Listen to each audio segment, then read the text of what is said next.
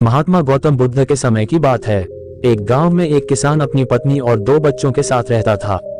वह किसान बहुत ही ज्यादा परेशान रहता था।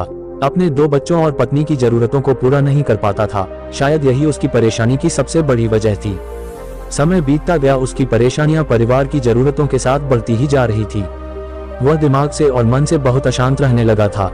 कहीं न कहीं वह बहुत ज्यादा दुखी हो गया था अपने परिवार की जरूरतों को नहीं पूरा कर पाने की वजह से। एक दिन उसने यह फैसला लिया कि वह अपने घर को, अपने परिवार को, अपने बच्चों को छोड़कर कहीं दूर चला जाएगा।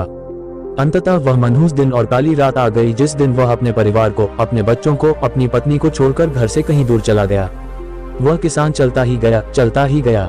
रात से सुबह हो गई, सुबह से फिर दोपहर, दोपहर से शाम, शाम से फिर रात, फिर सुबह हो गई। उस किसान की मन की पीड़ा इतनी ज्यादा थी कि उसके पैरों के छाले और पैरों से बह रहे खून के आगे फीके पड़ गए थे। ना भूख की चिंता, ना प्यास की चाह, बस चलता ही गया, चलता ही गया।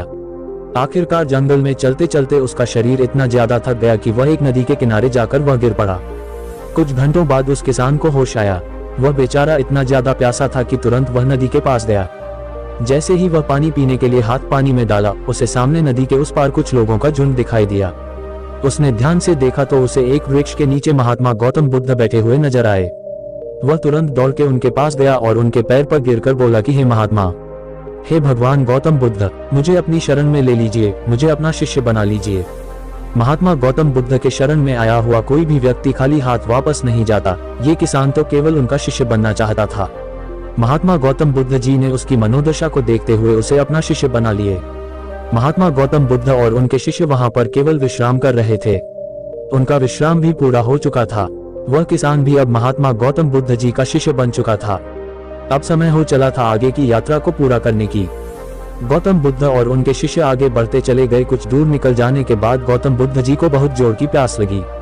उन्होंने अपने इस नए शिष्य अर्थात किसान से बोला कि प्रिय शिष्य, जाओ, पास में एक सरोवर है, वहां से मेरे लिए पानी लेकर आओ। किसान बोला, जो आज्ञा भगवान। किसान सरोवर की तरफ चल दिया। सरोवर के पास जैसे ही किसान पहुंचा, उसने देखा कि उस सरोवर में बहुत सारे जानवर उछल कूद कर रहे हैं। वे सारे जीव जंतु किसान को देखते ही तुरंत वहां से भाग गए। किसान बहुत ही खुश हुआ और उस सरोवर की तरफ चल दिया पानी लेने के लिए। परंतु जैसे ही किसान सरोवर के पानी के तरफ हाथ बढ़ाया, उसने देखा कि पानी बहुत ही ज्यादा गंदा था। किसान निराश होकर वापस गौतम बुद्ध जी के पास आ गया। गौतम बुद्ध जी ने उससे पूछा, पानी कहाँ है? किसान ने दुखी भरे शब्दों के साथ कहा, हे भगवान, मैं जैसे ही उस सरोवर के पास पहुंचा तो मैंने देखा कि उस सरोवर में काफी सारे जीव जंतु उछल कूद कर रहे थे और उनके उछल कूद करने की वजह से उस सरोवर के जमीन के तल में बैठी हुई सारी गंदगी, सड़े हुए पत्ते उस पानी में घुल मिलकर एक कीचड़ का रूप ले लिए थे। यही कारण है कि मैं वह पानी लेकर नहीं आया, क्योंकि वह पानी नहीं कीचड़ हो चुका था। महात्मा गौतम बुद्ध जी उस किसान की बातों को समझ गए और मुस्कुराते हुए उन्होंने कहा कि मैंने तुमसे सरोवर का पानी मांगा था। मैंने यह नहीं कहा था कि पानी अगर गंदा हो तो पानी लेकर मत आना। उन्होंने अपने दूसरे शिष्य से अनुग्रह किया कि जाओ और सरोवर से पानी लेकर आओ। उनका दूसरा शिष्य निकल पड़ा पानी को लाने के लिए और कुछ देर पश्चात वह पानी लेकर वापस आ गया। आश्चर्य की बात तो ये थी कि दूसरे शिष्य द्वारा लाया हुआ पानी बिल्कुल साफ था। और उससे भी बड़ी असमंजस की बात यह थी कि सारे के सारे शिष्य बड़े ही आश्चर्यचकित हो गए कि यह करिश्मा कैसे हो सकता है, क्योंकि पहले शिष्य ने तो ये बताया था कि पानी कीचड़ हो गया था।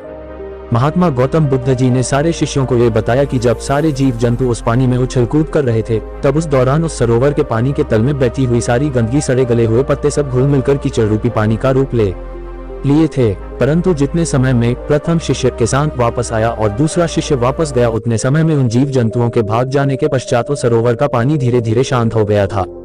और जैसे जैसे सरोवर का पानी शांत होता गया, उस सरोवर के कीचड़ रूपी पानी में खुली हुई सारी सड़ी गली पत्तियां और मिट्टी धीरे धीरे शांत होकर उस सरोवर के तल में जाकर बैठ गए, जिससे उस सरोवर का पानी शांत होकर साफ हो गया तथा सारे गले हुए सड़े हुए पत्तियां भी शांत होकर आराम से उस सरोवर के तल में जाकर बैठ गए थे। प्रिय शिष्यों, अगर उस सरोवर में किसी भी तरीके का कोई हलचल नहीं होता तो उस सरोवर की हर एक चीज जिसको जहां पर होनी चाहिए थी वह वहीं पर ही रहती। उन जीव जंतुओं के हलचल की वजह से सरोवर के तल में बैठी हुई सड़ी गली पत्तियां, मिट्टी उस शांत पानी में मिलकर एक कीचड़ का रूप ले लिए थे। ठीक इसी प्रकार से हर एक व्यक्ति के जीवन में तरह तरह की समस्याएं, परेशानियां और कठिनाइयां आती है, जिसके वजह से हमारे मन में हलचल सी मच जाती है, हमारा दिमाग और मन अशांत हो जाता है। तत्पश्चात हम कोई गलत निर्णय अर्थात फैसला ले लेते हैं। परंतु अगर हम थोड़ा समय देकर उन कठिनाइयों, परेशानियों और समस्याओं के बारे में समझने की कोशिश करें तो मन की हलचल उस सरोवर की पानी की तरह शांत हो जाएगी, जिससे हम अपने जीवन में सही निर्णय का चुनाव करते हुए उसका समाधान निकाल लेंगे। किसान को महात्मा गौतम बुद्ध जी की सारी बातें बिल्कुल साफ साफ समझ में आ गई। उसे ये भी समझ में आ गया कि उसके परिवार में आई हुई सारी परेशानियां, दिक्कतें और जिम्मेदारियां भी इसी सरोवर के सड़ी गली हुई पत्तियों और मिट्टी रूपी कीचड़ की तरह ही हैं। बस जरूरत है थोड़ा समय निकालकर मन को शांत करते हुए उन परेशानियों, दिक्कतों के बारे में समझने और उसका समाधान निकालने की।